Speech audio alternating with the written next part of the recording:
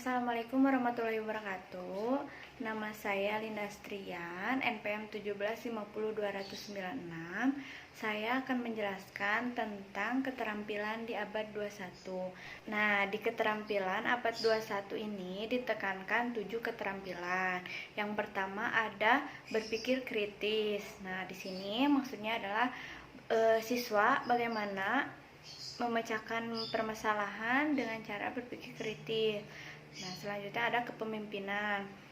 Terus yang ketiga ada kemampuan beradaptasi. Nah, di sini dalam kemampuan beradaptasi, selanjutnya jadi siswa dapat inisiatif menyesuaikan diri dan berjiwa dalam pembelajaran atau yang dimaksud adalah organisasi, berani mengambil risiko memecahkan persoalan atau masalah. Nah, selanjutnya ada berkomunikasi. Di sini ditekankan bahwa siswa dapat berkomunikasi dengan baik secara langsung maupun tertulis. Nah, selanjutnya ada mampu mengakses dan menganalisis informasi. Di sini bahwa ditekankan siswa menganalisis terlebih dahulu informasi yang selanjutnya ada mampu mengakses dan menganalisis informasi. Memiliki rasa ingin tahu dan berimajinasi. Sekian dari saya. Itu yang bisa saya sampaikan. Selanjutnya akan disampaikan oleh Heni. Terima kasih. Wassalamualaikum warahmatullahi wabarakatuh. Assalamualaikum warahmatullahi wabarakatuh. Di sini saya akan menjelaskan literasi ya. Sebelumnya ada yang udah tahu belum literasi itu apa gitu? Di sini saya akan menjelaskan pengertian literasi ya. Literasi adalah suatu kemampuan seseorang untuk menggunakan potensi dan keterampilan dalam mengolah, memahami informasi saat melakukan aktivitas membaca maupun menulis. Nah, jadi literasi ini informasi ketika melakukan kegiatan membaca dan menulis atau keterampilan seseorang dalam membaca, menulis, berhitung, dan memecahkan masalah dalam kehidupan sehari-hari. Nah, mungkin kalian udah tahu ya kenapa gitu dikatakan membaca menulis dalam arti literasi, karena ilmuwan ada yang berkata ya, saya lupa siapa, saya pernah baca gitu di sosial media bahwa membaca buku itu meningkatkan soft skill kita dalam berbicara yang lebih kompeten. Nah, adapun juga ya kemampuan yang 4C ya di abad 21 ini.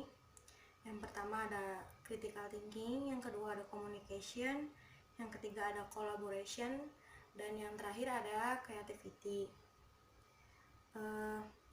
Selanjutnya saya akan menjelaskan di sini jenis-jenis literasi ya. Yang pertama ada literasi dasar, kedua media, yang ketiga visual, yang keempat teknologi, yang kelima ada perpustakaan. Yang pertama ada literasi dasar ya. Literasi dasar adalah kemampuan dasar dalam membaca, menulis, mendengarkan, dan berhitung. Tujuannya untuk mengoptimalkan kemampuan seseorang dalam membaca, menulis, berkomunikasi, dan berhitung. Yang kedua ada media. Dalam media ini ada dua ya, media elektronik dan media cetak. Kalau media elektronik mungkin lebih kepada laptop atau handphone atau dan yang lain-lainnya. Kalau misalkan media cetak mungkin kayak poster atau enggak pamflet, mungkin lebih seperti itu. Yang ketiga ada visual. Visual adalah pemahaman yang lebih kepada kemampuan dalam menginterpretasi dan memberi makna dari suatu informasi yang berbentuk gambar atau visual, dan bisa dikomunikasikan dalam proses membaca. Jadi visual ini lebih kepada gambar, tapi gambarnya itu yang bisa dikatakan atau bisa diceritakan. Yang keempat ada teknologi, atau lebih tepatnya IT ya, teknologi itu. Dalam literasi teknologi, kemampuan dalam mengetahui dan memahami adanya misalkan berhubungan dengan hardware atau software atau menggunakan internet yang lainnya. Yang terakhir ada literasi perpustakaan. Literasi perpustakaan kemampuan dalam memahami, membedakan karya tulis berbentuk fiksi atau non-fiksi, dan memahami cara menggunakan katalog atau indeks, serta kemampuan memahami informasi ketika membuat karya tulis ilmiah atau penelitian. Cukup, saya akan menjelaskan prinsip-prinsip literasi. Di sini prinsip literasi itu ada 4 ya. Yang pertama ada bersifat berimbang, yang kedua ada bahasa lisan yang sangat penting, yang ketiga ada berlangsung pada kurikulum, dan yang terakhir ada pentingnya keberagaman. Nah, di dalam prinsip-prinsip ini yang pertama ada berimbang. Kenapa bisa dikatakan berimbang? Karena siswa memiliki kebutuhan yang berbeda satu dengan yang lain. Sekolah seharusnya menerapkan prinsip ini agar strategi dalam membaca dan variasi membaca. Yang kedua, bahasa lisan yang sangat penting. Setiap siswa harus dapat berdiskusi tentang suatu informasi dalam diskusi yang terbuka yang memungkinkan terjadi perbedaan pendapat, karena di dalam ruang lingkup itu pasti mempunyai perbedaan pendapat ya, atau misalkan dalam kegiatan apapun itu kita dengan teman kita pasti kita mempunyai pendapat yang berbeda. Makanya bahasa lisan itu sangat penting. Yang ketiga ada berlangsungnya pada semua kurikulum.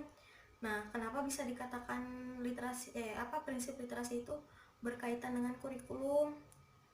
Karena dalam kewajiban seorang guru atau bidang studi itu sangat penting, tapi siswa itu tidak bergantung pada kurikulum, cuma saja bergantungnya kepada guru atau bidang studi yang lainnya. Terus yang terakhir ada pentingnya keberagaman. Yang poin keempat, kenapa gitu? Karena sesuatu yang layak untuk dihargai atau dirayakan setiap sekolah dengan cara menyediakan berbagai tema buku yang Pendidikan karakter abad 21.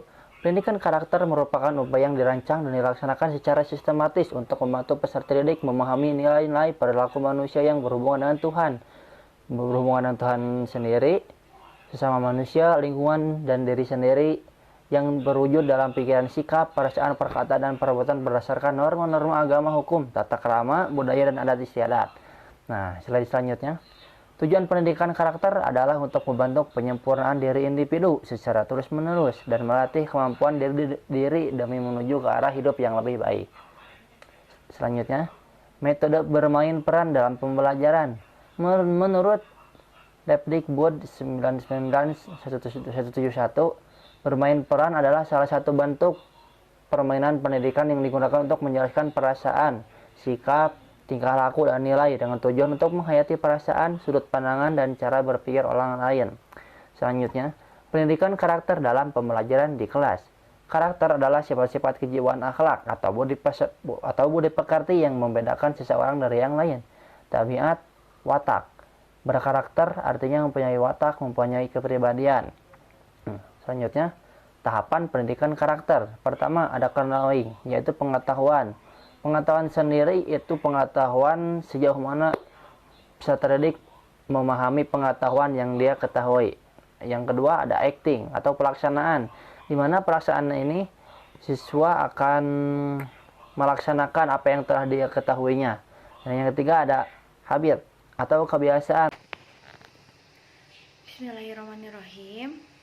Nah, kita lanjut ya. Sebelum ke dalam metode bermain peran dalam pembelajaran, kita ketahui bahwa pembentukan karakter bisa dilakukan di sekolah. Nah, dalam lingkungan sekolah, fitur guru sangat berperan penting dalam pembentukan karakter seorang anak. Nah, guru merupakan salah satu komponen yang vital dalam proses pendidikan. Hal tersebut dikarenakan proses pendidikan tanpa adanya guru akan menghasilkan yang tidak maksimal. Fungsi guru bukan hanya sekedar tenaga pengajar, tetapi juga merupakan tenaga mendidik dalam moral dan kualitas peserta didiknya. Nah, selanjutnya ada dalam pendidikan karakter juga hendaknya diwujudkan dalam setiap proses pembelajaran seperti pada metode yang contohnya seperti metode bermain peran dalam pembelajaran. Nah, menurut Depdikbud 1999, bermain peran adalah salah satu bentuk permainan pendidikan yang digunakan untuk menjelaskan perasaan, sikap, tingkah laku, dan nilai dengan tujuan untuk menghayati perasaan, sudut pandang, dan cara berpikir orang lain. Nah, mungkin yang bisa saya sampaikan cukup sekian. Wabillahi taufiq wal hidayah. Wassalamualaikum warahmatullahi wabarakatuh.